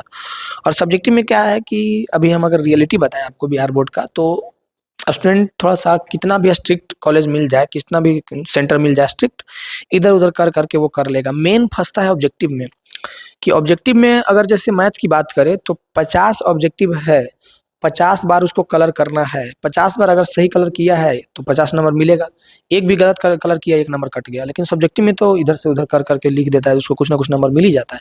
तो मेन आपको यहाँ से फोकस करना ऑब्जेक्टिव पे, कि ऑब्जेक्टिव में मेरा नंबर नहीं कटना चाहिए। अगर मैथ में 100 क्वेश्चन में 50 क्वेश्चन हम लोगों को ऑब्जेक्टिव बनाना रहेगा तो 50 में 49 नंबर तो आना ही आना है। अगर हम बहुत बड़ा भगवान नहीं है, एक गलती भी होता है, 49 नंबर तो आना ही आना है। उसके बाद मैथ में आप 90 प्लस आराम से कर सकते हैं। ऑब्जेक्टिव पे, सभी सब्जेक्ट के लिए बोल रहे हैं, अभी केमिस्ट्री साइंस पढ़ा रहे हैं, साइंस के लिए भी। बॉक्साइट किस धातु का अयस्क है? देखिए, अब जिसको नहीं पता है वो गधा, ये क्वेश्चन कितना बार पूछा है, और जो बिहार बोर्ड के जो सेट करने वाले हैं वो भी कितना मतलब निर्दयता दिखाते हैं कि मजाक करते हैं आपके साथ। कैसे मजाक करते हैं? एक बार इधर से कान छू दिए घुमा करके, फिर इधर से छू दिए, फिर इधर से छू दिए, अब बता पूछते हैं कि बताइए क्या छू रहे हैं? कान ही ना छू रहा है यार, इधर से छू चाहे उधर से छू। यही क्वेश्चन पीछे पूछ रहा था कि एल्युमिनियम का अयस्क कौन सा है, और नीचे ऑप्शन दे दिया था बॉक्साइट फलना ढेकना, तो आप बता दिए थे कि बॉक्साइट है। फिर यही क्वेश्चन पूछा था कि बॉक्साइट किस धातु का अयस्क है, तो एल्युमिनियम हिंदी में लिखल था। अभी संकेत दे दिया है कि बॉक्साइट किस धातु का संकेत, किस धातु का अयस्क है, बताइए पारा का है कि आयरन का है कि एल्युमिनियम का है कि जिंक, किसका है? एल्युमिनियम का है। अब क्वेश्चन तो वही है। अब जो इसको देख लिया है एक बार, थोड़ा सा ध्यान दे दिया है, क्या एग्जाम में क्वेश्चन आएगा तो छूटेगा? नहीं छूटेगा, वहां पे भी वो बना लेगा। किसका है? एल्युमिनियम का है बॉक्साइट। अब यही क्वेश्चन 3 बार घुमा करके पूछा है, अभी चौथा बार भी ना मिल जाए भगवान करे। करा यशद पुष्प क्या है? ZnO, zinc oxide, zinc sulphate, zinc chloride या जिंक ZnO, ZnS, ZnCl2 या ZnSO4? कौन जो है यशद पुष्प है? 59 नंबर क्वेश्चन कौन है? ZnO, जिंक ऑक्साइड जो है। 59 के बाद 60 देखिए, कह रहा है कि कैलामाइट किस धातु का अयस्क है? जिंक का, एल्युमिनियम का, फेरस का या फिर पारा का? कैलामाइट किसका है? कैलामाइट किसका है? तो कैलामाइट जिंक का है। अब अगर क्वेश्चन इस बार पूछ देता है, नीचे ऑप्शन में कैलामाइट दे दिया है, अब पूछ दिया है जिंक का अयस्क कौन है, तो आपको याद रखना है कौन है? कैलामाइट है, एक कैलामाइन है, टर्न ये ना, कैलामाइन है। कौन है? कैलामाइन है। कौन है? कैलामाइन है, कैलामाइन है, कैलामाइन है। 61, जल के वैद्युत अपघट में कैथोड पर कौन सी गैस मुक्त होती है? 2023 में देखिए पूछा था कि जल के वैद्युत अपघटन में कैथोड पर कौन सी गैस मुक्त होती है? ओजोन, हाइड्रोजन, ऑक्सीजन की इनमें से कोई नहीं। 61 कौन होती है? 61 कौन होती है? हाइड्रोजन होती है। जल के वैद्युत अपघटन में कैथोड पर हाइड्रोजन होती है। करा है कि मालाचाइट किस धातु का है? मालाचाइट किसका है? मैग्नीशियम का है, कॉपर का है, फेरस का है या फिर गोल्ड का है? किसका है? 62 का आंसर बताइए। इसका जो सूत्र होता है वो अगर हम बताएं, CuCO3, CuCO3, उसके बाद है CuOH का होल ट्वाइस, CuOH का होल ट्वाइस, CuCO3 और CuOH का होल ट्वाइस को मालाचाइट कहते हैं। तो ये कौन सा धातु का आपको लग रहा है? अगर ये मालाचाइट लिख दिया तो थोड़ा सा कंफ्यूजन रहिएगा, लेकिन इसका सूत्र अगर लिख देता है तो आप फटाक से बता दीजिएगा कि मैग्नीशियम का, कि कॉपर का, कि आयरन का, कि और का। किसका है? 62 का आंसर किसका है? कॉपर दिख रहा है ना उसमें जी। तो आंख बंद करके कॉपर लगाओ। फिर है कि सीसा और टीन के मिश्र धातु को क्या कहते हैं? 2014 में पूछा था कि सीसा और टीन के जो मिश्र धातु बनेंगे उसको क्या कहते हैं? सोल्डर, स्टील या फिर गन मेटल या फिर उपधातु क्या कहते हैं? 63 का आंसर क्या कहते हैं? सोल्डर कहते हैं। सीसा और टीन के मिश्र धातु को सोल्डर कहते हैं। 64, शुद्ध सोना 2023 में पूछा गया क्वेश्चन है और 2014 में पूछा गया क्वेश्चन है कि शुद्ध सोना व्यक्त किया जाता है, कितना कैरेट का सोना जो है शुद्ध सोना होता है? और ज्यादातर जो ज्वेलरी बना हुआ रहता है शादी ब्याह में जो दिया जाता है, ऐसे लोग ज्यादा पैसा वाला जो ऐसे ही खरीदते हैं, तो ज्यादातर ज्वेलरी कितना कैरेट का सोना का बना हुआ होता है? 2 क्वेश्चन यहाँ से पूछा जाता है। पहला कि ज्यादातर ज्वेलरी कितना कैरेट के सोना का बना हुआ होता है। दूसरा क्वेश्चन कि एकदम प्योर सोना जो है वो कितना कैरेट का होता है? तो जब बोलेगा प्योर सोना, एकदम शुद्ध सोना, तो वो होता है 24 कैरेट का। कितना होता है? 24 कैरेट का। लेकिन शादी विवाह में या फिर ऐसे ही जो देता है या खरीदता है ज्यादातर सोना, वो 24 कैरेट का नहीं होता है, वो होता है 22 कैरेट का। कितना का? 22 कैरेट का सोना होता है। कितना का होता है? 22 कैरेट का सोना होता है। और सोना खरीदने के बाद अगर बक्सा में कहीं बंद कर दिए हैं तो मम्मी पापा को कहिएगा कि 6 महीना पे या साल भर पे जब ले लिए हैं उसके बाद एक आध बार निकाल करके जरूर देख लें। अगर वो काला होते जा रहा है या फिर थोड़ा सा भी कलर इधर उधर हो रहा है, मतलब आपके साथ बहुत बड़ा धोखाधड़ी हुआ है, वो सोना नकली दे दिया है। और ऐसा बहुत सारा हम देखे हैं घटना। अब सोचो, जो भी सोनार लोग हैं, मतलब पता नहीं क्या सोनार न होते हैं जो बेचते हैं, उसको इतना बेनिफिट इसमें होता है कि आप सोच नहीं सकते। उसका कागज पत्र जो भी रखना चाहिए ना, एकदम करेक्ट रखना चाहिए। क्योंकि जब आप सोना खरीदते हैं, सबसे पहली बात तो वो 22 कैरेट का रहता है, प्राइस ले लेगा आपका अब से 24 कैरेट का रख लिया, और उसमें भी अगर जान पहचान है तो आप दौड़ जाइएगा, और कहीं और से ले लिए हैं तो वो फिर पूरा बेनिफिट उसको हो गया। मतलब कि 10 रुपया का सामान आपको दिया है और 1000 रुपया आपसे वसूल लिया है, और उसका कागज पत्र नहीं रखिएगा, आप जाइएगा उसके पास रिटर्न ना, तो कहेगा हम तो देवे किए थे, आप चेंज करके लाए होंगे तो हम जाने लगे हैं। तो ये सब चीज़ जब भी सोना आदमी को खरीदना चाहिए ना, तो ये सब बात जरूर ध्यान देना चाहिए, नहीं तो बहुत बड़ा पोपट बन जाता है, फिर आपका पैसा भी गया और आपको सोना भी नहीं मिला। कह रहा स्टेनलेस स्टील मिश्र धातु है। 2016 में ये पूछा था कि स्टेनलेस स्टील जो है वो मिश्र धातु किसका है, लोहा का है, तांबा का है, कि एल्यूमिनियम का है, कि टीन का है। 65 नंबर क्वेश्चन है कि स्टेनलेस स्टील किसका मिश्र धातु है, तो स्टेनलेस स्टील जो है वो लोहा का मिश्र धातु है। लोहा एवं इस्पात को जंग से सुरक्षित रखने के लिए उन पर किस धातु की पतली परत चढ़ाई जाती है। 2018 में पूछा था कि लोहा या फिर इस्पात को जंग से रोकने के लिए उस पर तांबा की, कि चांदी का, कि जिंक का, किसका परत चढ़ा देते हैं तो वो जो है सुरक्षित हो जाता है, किससे, जंग लगने से सुरक्षित हो जाता है। किसका परत चढ़ाते हैं बताइए। अच्छा, जिंक का चढ़ाते हैं। उतना देखिए, कोई इसका कॉमन सेंस जिसका अच्छा है ना, वो नहीं भी पढ़ा है, नहीं भी जानता है, कुछ नहीं जानता, ठीक है, बानर है, तो भी वो बता सकता है कि हमको सुरक्षित करना है, किसको सुरक्षित करना है, लोहा को। तो लोहा से तो ज़्यादा ही महंगा होता है चांदी सोना, तो क्या उस पर हम लोग सोना चांदी का लेप चढ़ाएंगे, पॉसिबल है नहीं। तांबा का नहीं चढ़ाएंगे, जिंक का चढ़ाते हैं। किसका चढ़ाते हैं, जिंक का चढ़ाते हैं। अब जैसे कि वायर में अगर बात करें कि सबसे अच्छा विद्युत का चालक कौन है, तो सबसे अच्छा तो एजी है, सिल्वर है। लेकिन क्या घर में हम लोग चांदी का तार यूज करते हैं, पॉसिबल है, बिक जाइएगा। तो उससे थोड़ा सा और अच्छा क्या है, तांबा है, तो तांबा का तार ज़्यादा यूज होता है। उससे भी और सस्ता क्या है, एल्युमिनियम है, तो एल्युमिनियम का यूज होता है। कॉमन सेंस वाली बात है। घरों में सबसे ज़्यादा हम लोग यूज करते हैं तांबा, लेकिन तांबा थोड़ी ना सबसे अच्छा चालक है। हम लोग अभी पढ़ते हैं तो सबसे अच्छा चालक कौन है, एजी है, यानी सिल्वर है, लेकिन फिर भी यूज उसका करते हैं। वैसे ही जंग को सुरक्षित करने के लिए यहाँ पे कॉमन सेंस अगर ठीक है तो ना इसका, ना इसका, ना इसका, जिंक का, किसका, जिंक का यूज करते हैं। 66 के बाद 67 नंबर क्वेश्चन कह रहा है कि लोहे के फ्राइंग पैन के जंग से बचाने के लिए कौन सी विधि उपयुक्त है। 2020 में ये क्वेश्चन पूछा था कि लोहे के फ्राइंग के पेन से जंग से बचाने के लिए कौन विधि अच्छा है। अब ये एकदम मतलब पढ़ाई भूल जाइए, आप घर में रिलेट कीजिए इसको और बताइए इसका आंसर। कि कोई लोहा है, साल भर से लोहा का केवाड़ी है, उसमें जंग लगल जा रहा है, टूटल जा रहा है, ठीक है। तो आपके मम्मी पापा, दादा दादी, आप खुद क्या उसको करते हैं ताकि उसमें जंग ना लगे।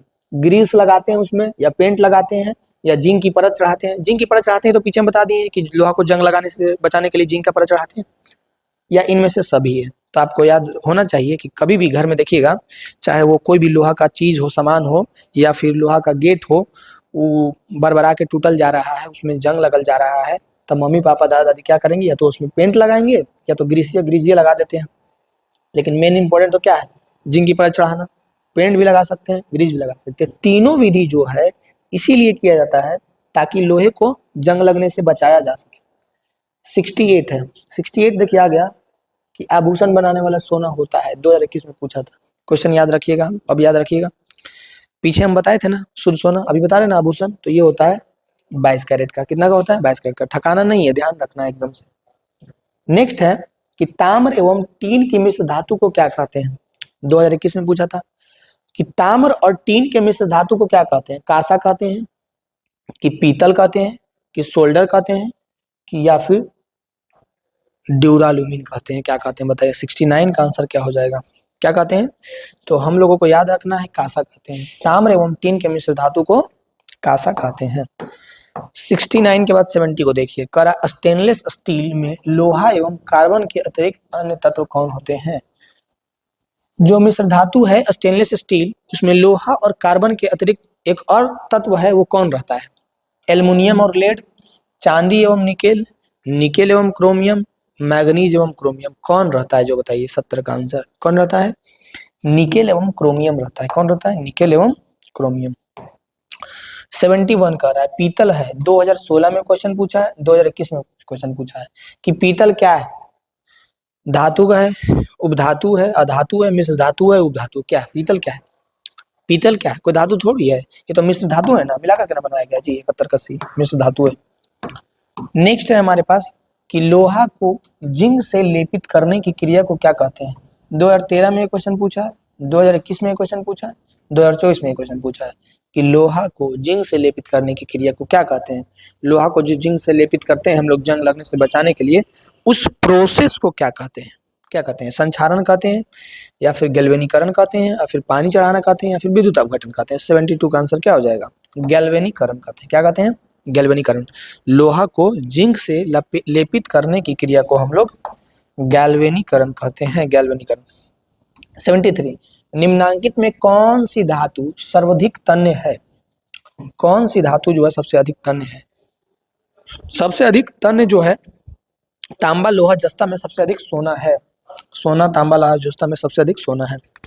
सोना के 1 ग्राम सोना को भी हम लोग उसको बहुत लंबा वायर में कन्वर्ट कर सकते हैं, जितना कि ना कि तांबा ना लोहा ना जस्ता को, सबसे अधिक सोना है। 74, निम्न में से किस हाइड्रोकार्बन में 3 आबंध होते हैं? किसमें 3 आबंध होते हैं? 74 का आंसर बताइए, किसमें 3 आबंध होते हैं? ये होते हैं इथाइल में, शायद। किसमें होते हैं? इथाइल में ना, हाँ, जो कि CH होता है ना, हाँ CH होता है, CH होता है, नहीं जी, C2H2 होता है। क्या होता है? C2H2 होता है, C2H2 होता है। आंसर हमारा क्या हो जाएगा? बी हो जाएगा। इसमें जो है 3 आबंध होते हैं। नेक्स्ट है हमारा कि मीथेन में कितने सहसंयोजक बंध होते हैं? 2015 में एक क्वेश्चन पूछा था, 75 नंबर क्वेश्चन जो हमारा 2015 में एक क्वेश्चन पूछा था कि मीथेन में कितने सहअबंध होते हैं।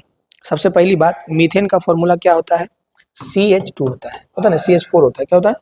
CH4 होता है। मीथेन का जो सूत्र होता है वो CH4 होता है।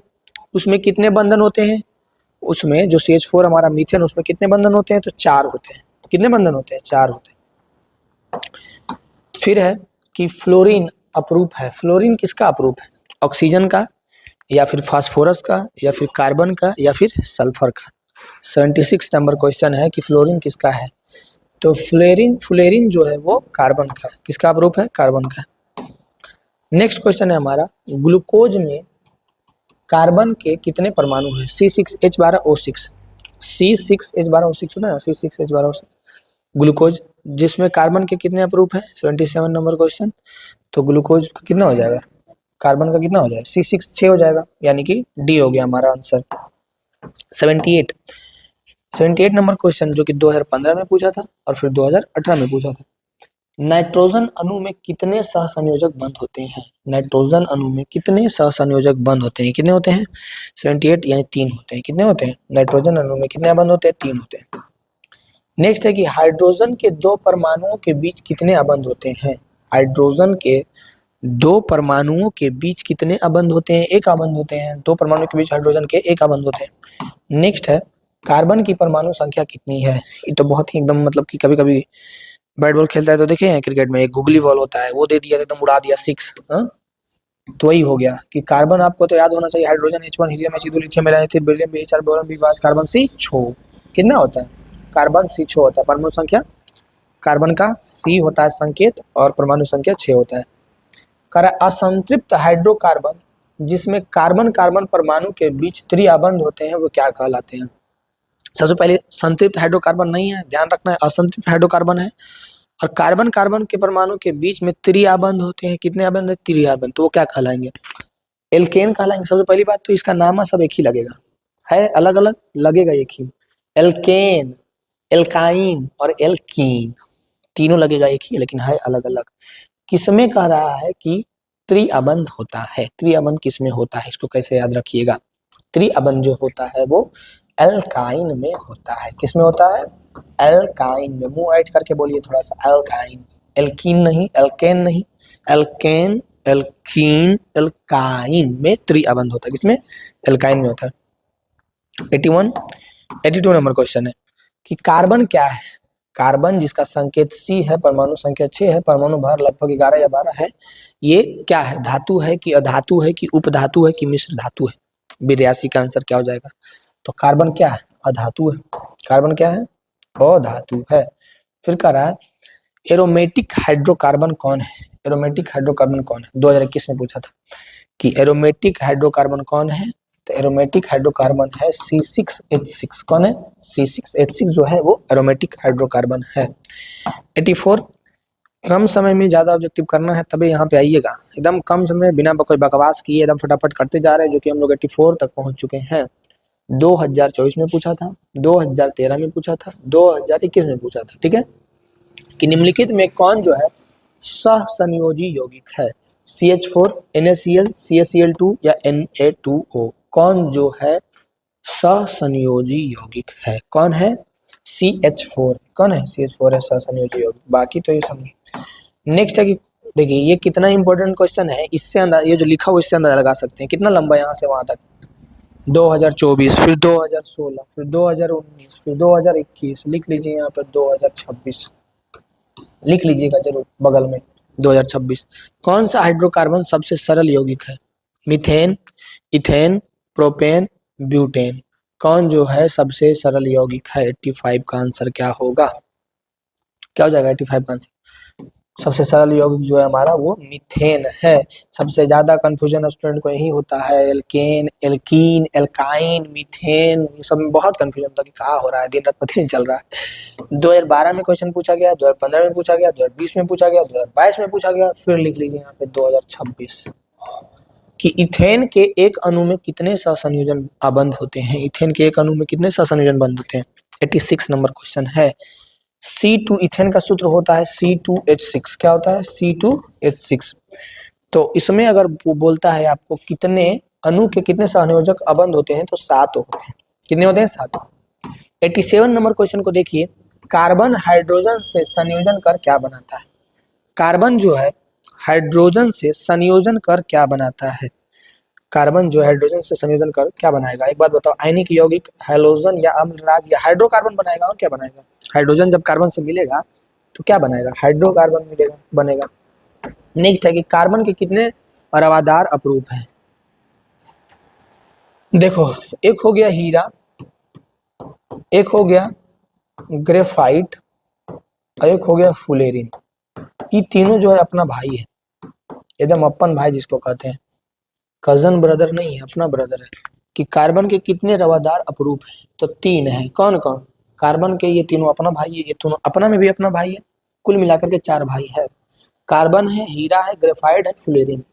केकरू एगो का नाम लीजिए, तीनों दौड़ा लाएगा, ठीक है। चाहे कार्बन बोलिए, चाहे हीरा जो सबसे कठोर धातु है, सबसे महंगा धातु है, ग्रेफाइट हो गया, और ये फुलेरिन हो गया लास्ट में, ये फुलेरन अगर आ गया, फुलेरिन। ये तीनों को याद रखिएगा, ठीक है। क्वेश्चन ये पूछता है हमेशा कि कार्बन के कितने रवादार अपरूप है? तो 3 है। कौन कौन? हीरा, ग्रेफाइट और फुलेरिन, तीनों अपना भाई है, तीनों अपने अपरूप है। 2024 में पूछा था ऐसे, हो सकता है लिख लीजिए यहाँ पे 2026, और हम लिख दिए हैं, मतलब कि पूछा जाएगा। कार्बन के कितने रवादार अपरूप हैं? 3 है। कौन कौन? हीरा, ग्रेफाइट और फुलेरिन। हीरा, ग्रेफाइट और फुलेरिन, हीरा, ग्रेफाइट और फुलेरिन। कितने अपरूप है? 3 है ना जी। 88 का आंसर 3। कोई दिक्कत हो जाएगा यहाँ से? हीरा, ग्रेफाइट और फुलेरिन। 88 में अगर गर्दा मचाए हैं तो 89 में भी गर्दा मचाना है आपको कि नाइट्रोजन के अणु में 2 परमाणुओं के बीच कितने आबंध होते हैं? 2024 में पूछा है कि नाइट्रोजन के अणु में 2 परमाणुओं के बीच में कितना आबंध होता है? 89 का आंसर क्या हो जाएगा? सी हो जाएगा। कितना होता है? 3 होता है। गर्दा मचाते हैं, अब हम लोग जल्दी जल्दी भागते हैं, टाइम बहुत ज्यादा आप लोग ले चुके हैं, अब कम समय में ज्यादा आपको प्रैक्टिस करवाना है। ब्यूटेन के कितने समावयवी संभव है? ब्यूटेन के कितने समावयवी संभव है? 2 संभव है। नेक्स्ट है 90 के बाद 91 नंबर क्वेश्चन, जो कि देखिए और फटाक से कमेंट में आंसर फेंक के मारिए कि एथिल अल्कोहल का आयुपक नाम क्या होगा? 2021 में पूछा था। एथेनॉल या फिर एथेनॉल या फिर एथेनॉल या फिर एथेनोइक अम्ल, क्या होगा? एथेनॉल होगा। एथिल अल्कोहल का आयुपक नाम जो है एथेनॉल होगा। बी नंबर हो गया 91 का। 92 बताइए, एक अनुसूत्र परंतु विभिन्न संरचना सूत्र वाले यौगिक क्या कहलाते हैं? 17 में खतरा किया, 21 में भी आ गया था, 2021 में कह रहा एक अनुसूत्र परंतु विभिन्न संरचना सूत्र वाले यौगिक क्या कहलाते हैं? समावयवी, अपरूप, उत्प्रेरक या बहुलक। 92 का आंसर क्या होगा? क्या होगा? समावयवी कहलाते हैं। क्या कहलाते हैं? समावयवी कहलाते हैं। 93 देखिए, कह रहा ऑक्सीजन के 2 परमाणुओं के बीच कितने आबंध पाए जाते हैं? 2014 में पूछा था, 2019 में पूछा था, 2023 में पूछा था कि ऑक्सीजन के 2 परमाणुओं के बीच, ऑक्सीजन के 2 परमाणुओं के बीच आबंध कितने आबंध पाए जाते हैं? 93 नंबर क्वेश्चन है, जो कि 2 आबंध पाए जाते हैं, याद रखना है। और 94 नंबर कह रहा है कि आवर्त सारणी के शून्य समूह का तत्व है। कौन जो है शून्य समूह का तत्व? कौन सा? हाइड्रोजन, हीलियम, कार्बन डाइऑक्साइड, ये बहुत इजी क्वेश्चन है, बताइए कौन है? हीलियम है शून्य समूह का तत्व, निष्क्रिय गैस। बोरोन का परमाणु भार क्या होता है? Boron, boron, hydrogen, helium, William, boron, carbon. Boron 5 है ना, 5 यानी कि 5 10 11 होगा। कितना होगा? 95 का आंसर कितना हो जाएगा? 95 का 11 हो जाएगा। बोरोन का परमाणु भार 11, डबल से कुछ ज्यादा कुछ कम होता है, किसी का परमाणु भार आगे पीछे होता है। कार्बन का आवर्त सारणी किस वर्ग का सदस्य है? कार्बन जो आवर्त सारणी के किस सदस्य का? कोई सोच पाएगा जी? कार्बन तो हाइड्रोजन हीलियम कार्बन 6 में आता है, कोई सोच पाएगा कि इतना ज्यादा हो सकता है? यहीं पे फंसाता है। कितना होगा? 14 होगा। कार्बन आवर्त सारणी के किस वर्ग का सदस्य है? 14 वर्ग का सदस्य है। किसका? 14 का, 14 का। आधुनिक आवर्त सारणी के दाई बाईं ओर जाने पर, दाईं से बाईं ओर जाने पर परमाणु का आकार क्या होता है? 2024 में पूछा था। परमाणु का आकार बढ़ेगा। आधुनिक आवर्त सारणी के अनुसार जब दाईं से बाईं ओर जाएंगे तो इसका जो परमाणु का आकार क्या होगा? बढ़ेगा। 97 का आंसर क्या हो जाएगा? ए। 98 नंबर क्वेश्चन पूछ रहा है आपसे, सोडियम की परमाणु संख्या, सोडियम Na11, बोले था 20 तक याद रखिए। पूरा क्वेश्चन पलट के देखिए, 30 से 20 तक पूछेगा और एक दो हाईलाइट है जो हमेशा पूछता है, उसको याद रखिए। और 20 तक तो हमेशा याद रखिए। कैल्शियम सी 20 तक। सोडियम का परमाणु संख्या, सोडियम Na11, सोडियम का संकेत क्या होता है? Na होता है। सोडियम का Na परमाणु संख्या 11 होता है। 98। 99 मैग्नीशियम की परमाणु संख्या 12 है, इसकी संयोजकता क्या होगी? 99 कह रहा है, 99 कह रहा है कि मैग्नीशियम का परमाणु संख्या 12 है, इसकी संयोजकता कितनी होगी? 2 होगी। आवर्त सारणी के किसी समूह के सभी तत्वों की संयोजकता होती है। आवर्त सारणी के किसी समूह के सभी तत्वों की संयोजकता कितनी होती है? क्या समान होती है या अलग अलग होती है या क्या होती है? समान होती है। अलग अलग यानी भिन्न या समान दोनों बताना। आवर्त सारणी के तृतीय वर्ग के में तत्वों की संख्या कितनी होती है? आवर्त सारणी के तृतीय वर्ग में तत्वों की संख्या कितनी है? 8 है, 10 है, 12। 2024 में देखिए पूछा था। 8 है, 12 है, 10 है, 8 है। 101 नंबर क्वेश्चन। बताइए आंसर कितना हो जाएगा? कितना हो जाएगा? इसका आंसर हो जाएगा 8। कितना हो जाएगा? 8। आवर्त सारणी के तृतीय वर्ग में 8 है। करा एक तत्व का इलेक्ट्रॉनिक विन्यास 287 है, इस तत्व का परमाणु संख्या कितना होगा? 287 मतलब कि हम वही बात है, बताओ कि क्या छू रहे हैं बउआ? किस रोज को नहीं छू रहा है यार? तो जो इलेक्ट्रॉनिक विन्यास है वो दे दिया है 287, तो ये क्या है? परमाणु संख्या, उसको ऐड करो, बताएगा। बताओ कौन होगा? अभी तो बोल दिए ऐड करो, करो ना। तो 8 2 10 7 17 होगा, और कितना होगा? ऐड करना है बस उसके विन्यास को, वही ना होगा परमाणु संख्या। निम्नलिखित में कौन उपधातु है? फेरस, कॉपर, निकल या फिर आर्सेनिक? कौन जो है उपधातु है? 103 का आंसर कौन हो जाएगा? आर्सेनिक हो जाएगा। कौन हो जाएगा? आर्सेनिक जो है हमारा उपधातु हो जाएगा। 104 2022 में पूछा था। किसी तत्व में दो सेल है, कोई तत्व है जिसमें 2 सेल और दोनों ही इलेक्ट्रॉनों से पूर्णतः भरे हुए, और दोनों जो इलेक्ट्रॉन से एकदम पूरा भरा हुआ है, वह तत्व कौन है? Neon, argon, chlorine, sodium. कौन है वो तत्व? 104 का आंसर क्या हो जाएगा? कौन है वह तत्व? वह तत्व है नियोन। नियोन जो है 2 सेलों से भरा हुआ है, दोनों इलेक्ट्रॉन से पूर्णतः भरे हुए, तो वह तत्व नियोन हो जाएगा। नेक्स्ट है कि निम्नलिखित में कौन सबसे अधिक क्रियाशील हैलोजन है? कौन जो है सबसे क्रियाशील? तो इसका जो एक सीरीज है वो याद रखिएगा। कौन सा याद रखिएगा? ऐसे याद रखिएगा, फ्लोरीन, क्लोरीन, ब्रोमीन, आयोडीन। सबसे अधिक फ्लोरीन, फिर क्लोरीन, फिर ब्रोमीन, फिर आयोडीन, सबसे कम आयोडीन। तो हाइड्रोजन में सबसे अधिक क्रियाशील फ्लोरीन होता है, उसके बाद क्लोरीन होता है, उसके बाद ब्रोमीन होता है, उसके बाद आयोडीन होता है। क्वेश्चन अगर ये पूछ देता कि सबसे कम क्रियाशील कौन है, तो आपको वहां पे बताना होता कि सबसे कम आयोडीन है। और सबसे अधिक पूछ रहा है अभी निम्नलिखित में कौन सबसे अधिक क्रियाशील है, तो हमारा कौन सा हो जाएगा? फ्लोरीन हो जाएगा। 106 है, 106 नंबर क्वेश्चन पूछ रहा है कि सल्फर के संयोजी सेल में इलेक्ट्रॉनों की संख्या कितनी होती है? 6 होती है। 2019 में पूछा था और 2022 में पूछा था। 2 4 7 6 में सल्फर में अगर पूछेगा संयोजी सेल की इलेक्ट्रॉनों की संख्या तो 6 होगी। निम्नलिखित में कौन सा तत्व आसानी से इलेक्ट्रॉन का त्याग नहीं कर सकता है? किसको दुख है भाई इलेक्ट्रॉन को त्याग करने में? सबसे ज्यादा दुख किसको होता है? सब आसानी से त्याग कौन नहीं करता है? 107 नंबर क्वेश्चन, कौन नहीं करेगा? ये फ्लोरीन चाचा का काम है, फ्लोरीन का काम है। 107 108। आवर्त सारणी में कितने आवर्त हैं? आवर्त सारणी में अगर पूछेगा कितने आवर्त हैं, बताइए। 7 9 8 12। 2011 में पूछा है, बहुत पहले पूछा है, इस बार हो सकता है पूछ दे। आवर्त सारणी में कितने आवर्त हैं? 108 नंबर क्वेश्चन। आवर्त सारणी में कितने आवर्त हैं? कितने हैं? 7 आवर्त हैं। कितने आवर्त हैं? 7 आवर्त है ना। आवर्त सारणी में कितने आवर्त हैं? 7 आवर्त। नेक्स्ट क्वेश्चन है कि बोरोन एवं एल्युमिनियम आवर्त सारणी के किस वर्ग में है? बोरोन और एल्युमिनियम जो है आवर्त सारणी के किस वर्ग में? एक ही वर्ग में है, तो कौन सा वर्ग में है जो बताना है? वर्ग 13 में है। बोरोन और एल्युमिनियम किस वर्ग में है? वर्ग 13 में। यहाँ से हमारा कुल 109 क्वेश्चन ये और 100 क्वेश्चन पहला वीडियो में, यानी कुल मिलाकर के 200 कुछ क्वेश्चन कंप्लीट हुआ है ऑब्जेक्टिव का। तो जो भी केमिस्ट्री में क्वेश्चन पूछा जाएगा ये टोटल इस 200 क्वेश्चन से ही हमेशा रहता है और हमेशा रहेगा, इससे कुछ भी बाहर होने वाला नहीं है। आप पे डिपेंड करता है कि आप इसको कितना सीरियसली लेकर के देखे हैं, कितना ध्यान में रखे हैं। और तरीका यही हम बताते हैं ऑब्जेक्टिव देखने का, कि अगर आप ठीक ठाक जानते हैं तो एक बार प्रैक्टिस, जैसे हम बता रहे हैं ना, आंसर देने की कोशिश कीजिए। ठीक है, अगर एकदम नहीं जानते हैं तो मत दीजिए पहली बार में, पहले एक बार पूरा ध्यान से देख लीजिए। देख लिए, देखने के बाद जो भी पॉइंट है उसको ध्यान में रखने की कोशिश कीजिए। नहीं रह रहा है कोई बात नहीं, देख लीजिए। एक बार देख लिए, एक बार में कॉन्फिडेंस नहीं आ रहा है, 2 बार देख लीजिए, 2x पे करके देख लीजिए, 2 गुना करके एकदम जल्दी हो जाएगा। देख लिए, देखने के बाद 1 से लेकर के जितना ऑब्जेक्टिव है उतना नंबर दीजिए, और मेरे बताने से पहले फटाफट आंसर बताइए। क्या आप ऑप्शन को देख करके आंसर दे पाते हैं? अगर दे पा रहे हैं बहुत बेहतर कीजिएगा, जो भी ऑब्जेक्टिव रहेगा यहीं से रहेगा, यहाँ से बाहर कुछ नहीं रहेगा।